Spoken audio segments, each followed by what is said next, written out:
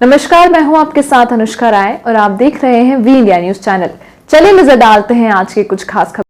मध्य प्रदेश सरकार के उच्च शिक्षा मंत्री मोहन यादव झाबुआ जिले में पहली बार दौरे पर आए। प्रसिद्ध क्रांतिकारी, पूर्व राज्यसभा सांसद एवं पोखर पत्रकार स्वर्गीय कन्हैया लाल जी वैद्य जी की मूर्ति अनावरण में आए। वह मंच से उन्होंने जनता को संबोधित करते हुए कहा कि आज के युग में उच्च शिक्षा की डिग्री की आवश्यकता नहीं है, बल्कि तकनीकी शिक्षा की जरूरत है। इसके पश्चात उच्च शिक्षा मंत्री मोहन यादव ने स्वर्गीय कन्हैया लाल जी वैद्य की मूर्ति का अनावरण किया। वह पत्रकारों के सवालों के जवाब में उन्होंने कहा कि झाबुआ जिले में उच्च शिक्षा के लिए कार्य किया जा रहा है।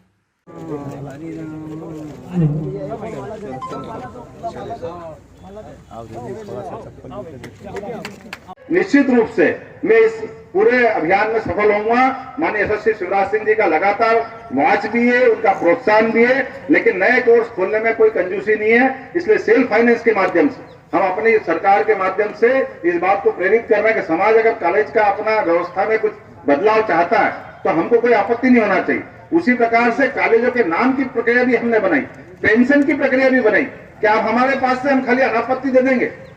प्रदेश स्तर पे जिला कलेक्टर नाम बदल देंगे, क्योंकि उनको एक अधिकार हम देने को तैयार है। वो वहां की जो गुणवत्ता के आधार पर, वहां की परिस्थिति के आधार पर निर्णय ले ले। हमने टास्क फोर्स भी बनाए, विश्वविद्यालय जिले स्तर पर भी बात कर रहे हैं, क्योंकि ये जो शिक्षा नीति है, शिक्षा नीति हमारे लिए सबके लिए लाभदायी होना चाहिए, युवाओं को मार्गदर्शन करने वाले होना चाहिए। आज लगभग अंदाज लगा लो, एक कॉलेज खोलने के लिए, मैं आपकी जानकारी के लिए बता दूं थोड़ा सा, 3000 करोड़ का हमारा बजट।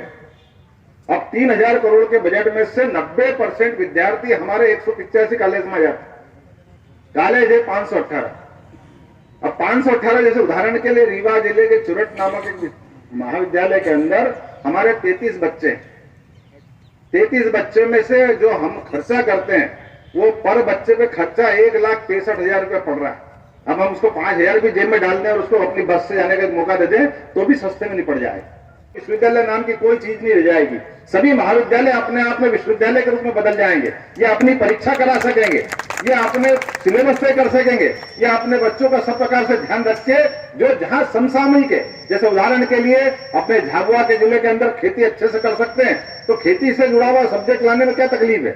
अगर कोई बागवानी कर सकता है तो बागवानी से जुड़े हुए सब्जेक्ट लाने की जरूरत है। कोई मुर्गी पालन कर सकता है, मछली पालन कर सकता है, तो ये सारे कोर्स आने के लिए गुंजाइश है। और मैंने आपकी जानकारी के लिए बता दूं कि लगभग 8 महीने का मेरा समय हुआ है। अभी मध्य प्रदेश में 1500 के आसपास कॉलेज है, लेकिन 732 कॉलेजों को मैंने कोरोना काल के बावजूद भी बोल करके बुला के उनको आपने मान्यता दिलवाई है कि आप ऐसे कोर्स खोलो जिसमें कम से कम 20% बच्चों को अपना रोजगार स्वयं चलाने के लिए गुंजाइश हो जाए, उनको ये उपयोगी शिक्षा हमको मिल पाए।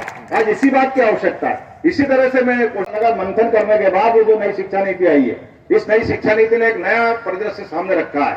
उसमें कहा है कि छठी के बाद, 5वीं के बाद ही, क्लास 6 में आते ही बच्चे को टैलेंट के आधार पर जिसको वास्तव में उच्च शिक्षा में जाना, वहीं उसको जाने की गुंजाइश रहेगी। अन्यथा अपने आजीविका के लिए कोई तकनीकी शिक्षा या दूसरी ITI वगैरह करना तो वहीं से उसकी दिशा बदल जाएगी। इसी के आधार पर आने वाले समय में ये जो हमारा उच्च शिक्षा का परिदृश्य है, इसकी डिग्री भी 4 साल की होने वाली रहेगी। इस 4 साल की डिग्री में अगर आपको एक बच्चा अगर आकर विद्यार्थी पढ़ना चाहे तो पहले साल में वो छोड़ना चाहता है तो उसको सर्टिफिकेट के अर्थात पहला साल भी उसका कीमत रखेगा, पहले साल उसको सर्टिफिकेट दे देंगे। दूसरे साल 2 साल अगर पढ़ता और छोड़ता है तो उसको डिप्लोमा में दे दिया जाएगा। वो 3 साल अगर पढ़ता है तो डिग्री देंगे। और 4 साल वास्तव में अगर पढ़ने की जो कल्पना की गई उच्च शिक्षा में, कि अगर रिसर्च करना चाहता है, शोध करना चाहता तो ही उसकी ये डिग्री मानी जाएगी, अर्थात 4 साल में उसकी विधिवत डिग्री होगी। तो ये जो अनावश्यक भीड़ जो खड़ी हुई है वो भीड़ खत्म करने का प्रयास है। और ये जो विश्वविद्यालय के नाम पे परीक्षा कराने के जो संस्थान बन गए हैं, इन संस्थानों को भी सुधार। ऐसे में मुझे उच्च शिक्षा मंत्रालय की तरफ से यहाँ आकर के जो सम्मान मिला, मैं भी आभार मानता हूँ। और ऐसे महापुरुषों की प्रतिमा को सामने रख करके हमारे लोग आज़ादी की कीमत समझेंगे, पत्रकारिता की कीमत समझेंगे। आज के इस दौर में उनका जीवन सबके लिए प्रेरणादायी है। मेरी अपनी ओर से बधाई।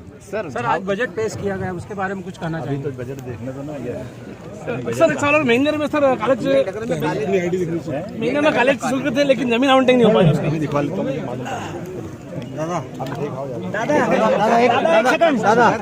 दादा एक सेकंड। अच्छा, क्षेत्र के सबसे बड़े आदिवासी नेता हैं।